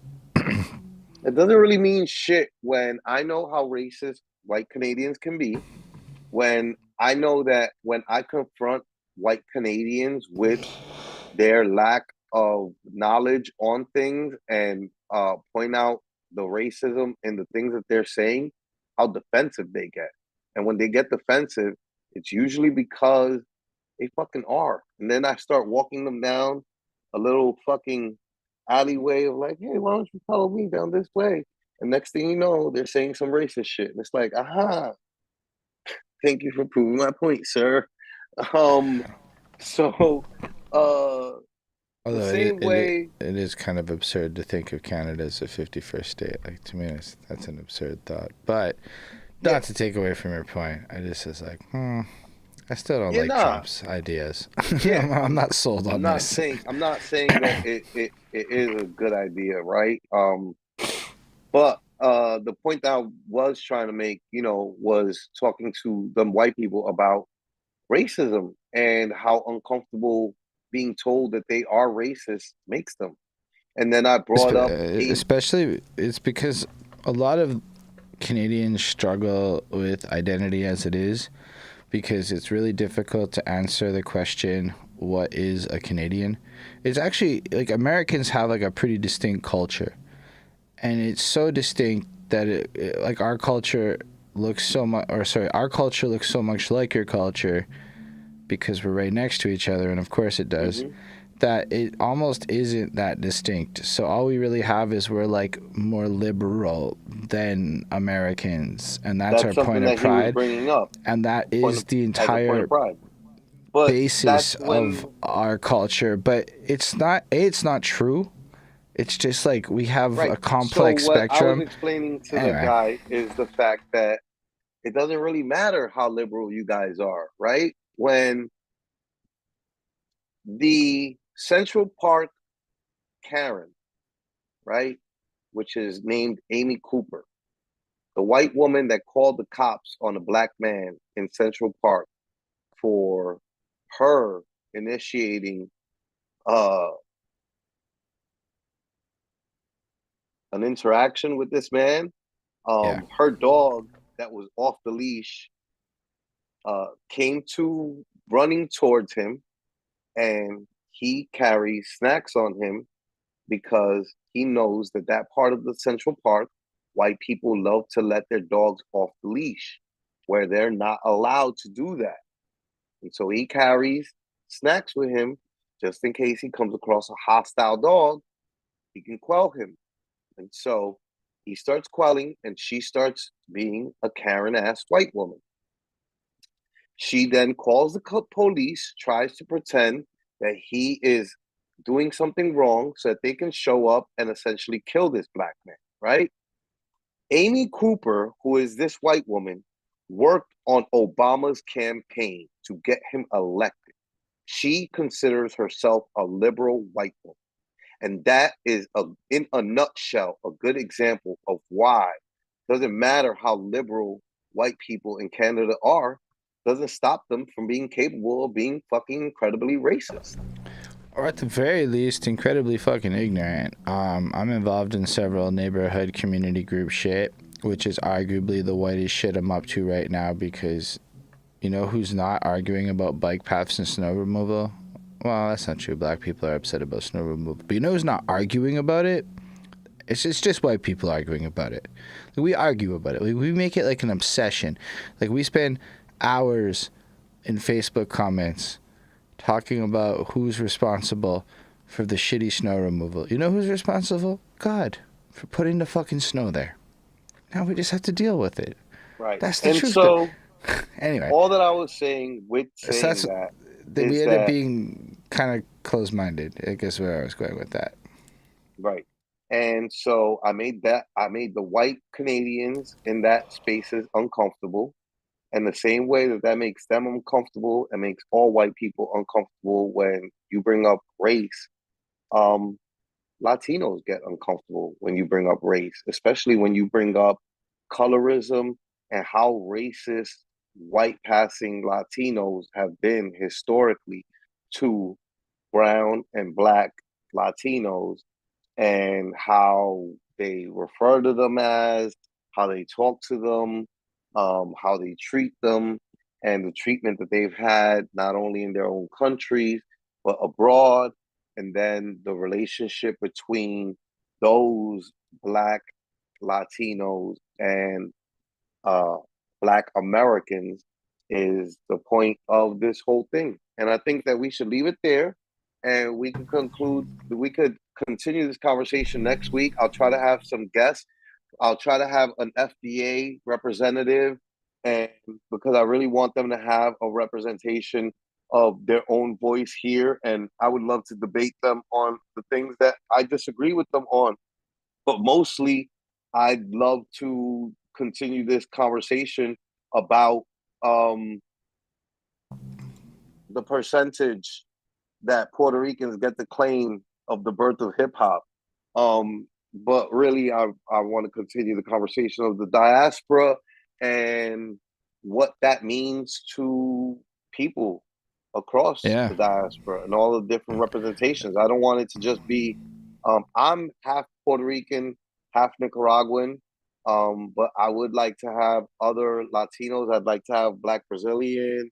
I'd like to have other Afro-Latinos, as well as have some white passing Latinos and FBA and other people across the diaspora as well, which includes all the Black people in the Caribbean, whether they be Jamaican or Trini.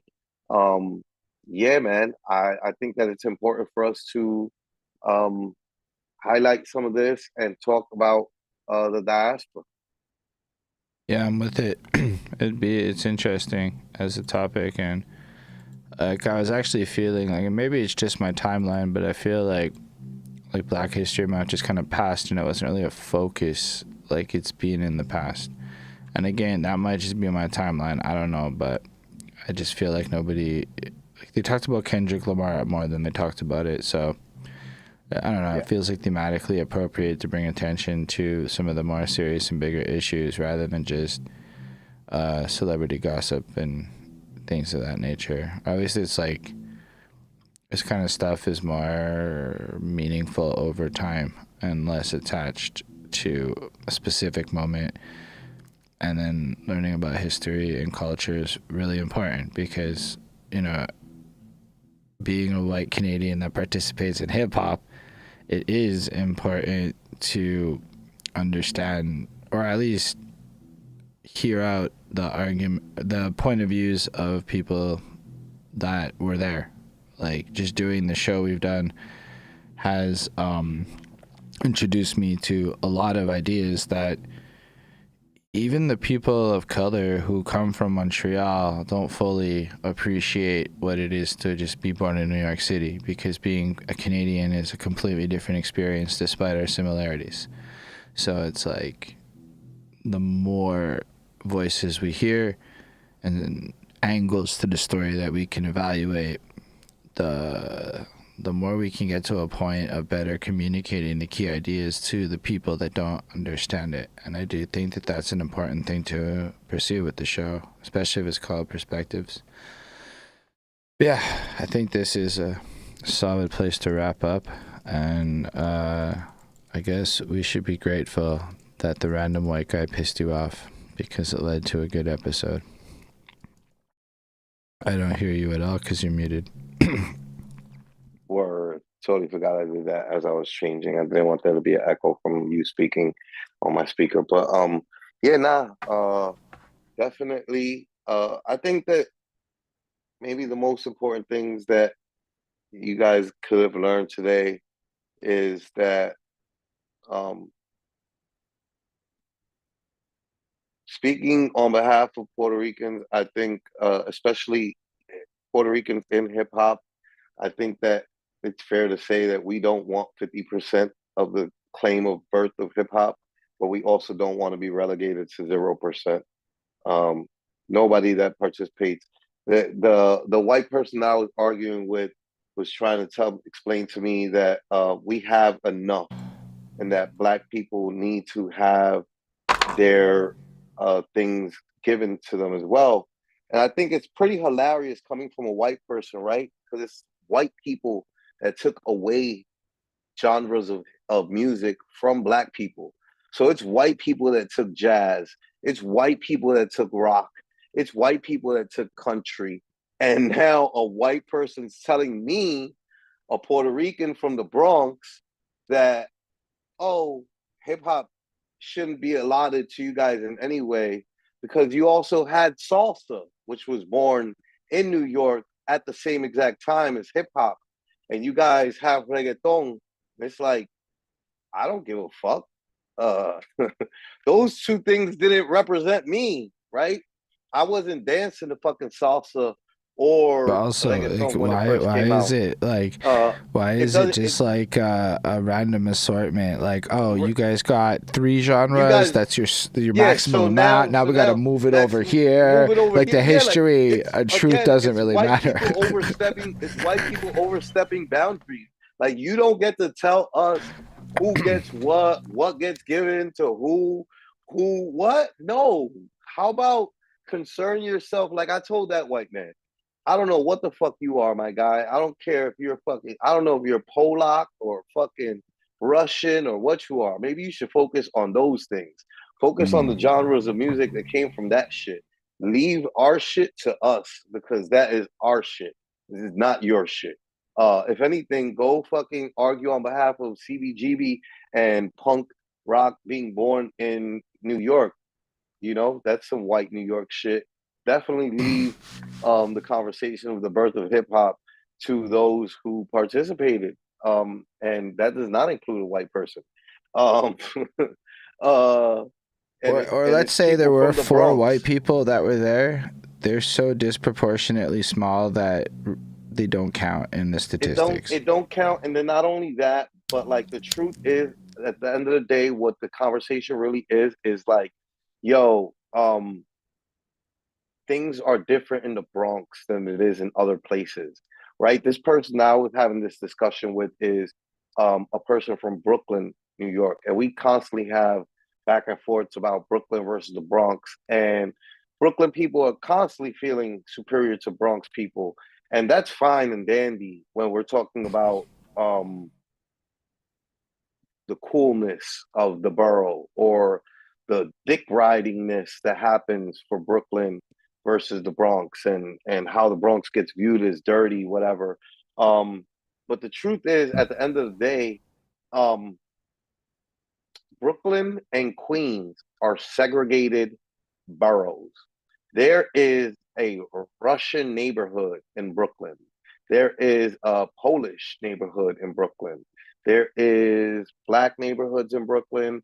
There is, same as in Queens. You got, if I were to tell people from New York, hey, tell me what race makes up a majority of Flushing, they're gonna be like, oh, those are Asians. If I tell you, tell me what race makes up the majority of Corona, Queens, they're gonna be like, oh, those are Colombians, those are Latinos. Let me tell you what you can't say about any neighborhood in the Bronx, that it is a majority of anybody or anything. My neighborhood is a great example of that. He tried to tell me that my neighborhood is Hispanic, it's Spanish neighborhood. It's like, what? This neighborhood used to be Wild Cowboys territory, which is an old gang in New York. And also, Fort Apache is right down the block. Fort Apache literally has a movie made about that neighborhood. It's not Spanish at all. We have no neighborhoods that can be considered overwhelmingly any demographic, because in the Bronx, we're actually an actual melting pot in the borough, in a city that, though it's a melting pot of a city, has lots of segregation all over this city. And neighborhoods are segregated all over the city, except in the Bronx. Right. So I definitely can't stand by and let a white man from Brooklyn try to explain to me, a Puerto Rican from the Bronx, a black Puerto Rican from the Bronx, about what the racial dynamic makeup of the birth of hip hop would be. Nah, we not doing that. We not doing that. Nah. Them days are gone. Them days are super gone. Like I was telling in that spaces when I was having this conversation, because immediately as soon as I finished saying what I said, a white guy tried to follow up behind me and, give validation to what I'm saying. And I was like, I came up behind him again. And I was like, FYI, I don't need you to agree with what the fuck I'm saying. Those days are gone. We don't need your white approval. We don't need your white fucking agreement. I don't need none of that shit.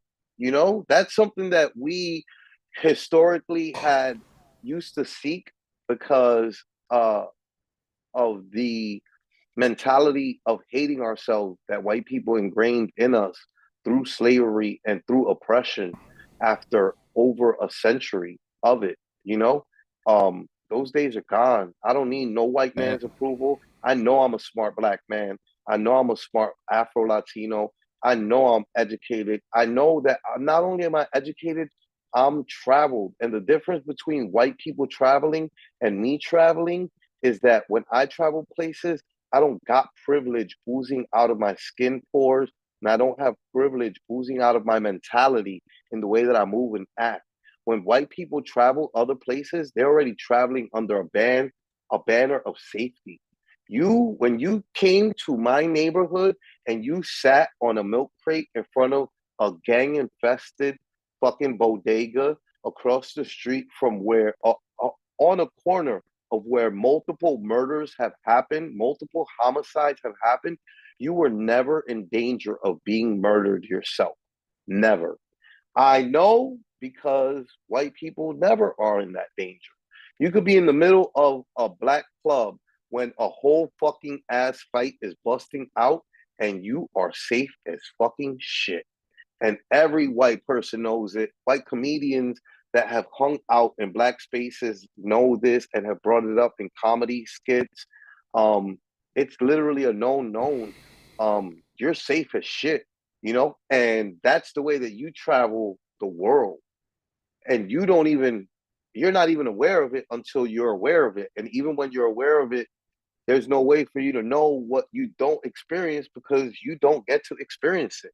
I do, though. You know what I mean? Also, you can be as aware as you want, but it doesn't change the experience. What am I supposed to? It's like at the end of the day, nothing you like can do about it. If I get in trouble with the police, I'm going full white mode because what else am I supposed to do? I'm gonna be as cute and innocent and non-threatening as I know how to be, because that's what I would do. Understanding it doesn't change the reality, I guess. But yeah. No, I don't know. I think this overall great conversation. We'll keep on going. Conversation. I can keep on going. You could definitely keep going. Let's make sure that we keep on reading everybody's comments. Lindell said, "Well, music doesn't really belong to anyone. Actually, we all borrow from each other. It's just when it comes to music, everyone borrows most from black music." Absolutely right. Hip hop, Latin music, even is all the Latin music is born out of African music. The first music on the island of Puerto Rico that's recorded, that's known, is Bomba y Plena. And Bomba y Plena was used by the enslaved people of Puerto Rico to communicate with each other because they were brought there from different parts of Africa. And between all the people, all the enslaved African people brought from different parts of Africa that didn't speak the same languages because they're from different tribes, brought to the island of Puerto Rico, where the Tainos are speaking a different language than the tribes that they speak from Africa. The only way that they had to communicate was through music and through dance and through chanting, chants that were close in the language to the languages that they were trying to communicate in. And so they would communicate with this form of music. And so that music was born from people coming from the this is a whole interesting podcast we could do as like a subject, and is how white people interpret music historically as a storytelling arc form, because it's almost inherently, since the medieval ages, storytelling for white people, versus the African influence of music as communication, and how even that translates to stuff like how white people obsess with skill and hip hop, and like what gets appreciated by the hood is completely different. But yeah, lots of growth for where we could go with all this. Yeah, we'll keep the conversation going for sure. Appreciate you participating, Lindell and Miss B. Yep. And Chris. Thank you both. Thank you. I think all. Bonnie deleted a spam comment, so shout out Bonnie for doing that. Shouts out to Bon. I saw her in the building. Appreciate everybody out there watching this in the future. Feel free to leave comments. Let us know what you think and other topics that you think could be interesting for us to explore.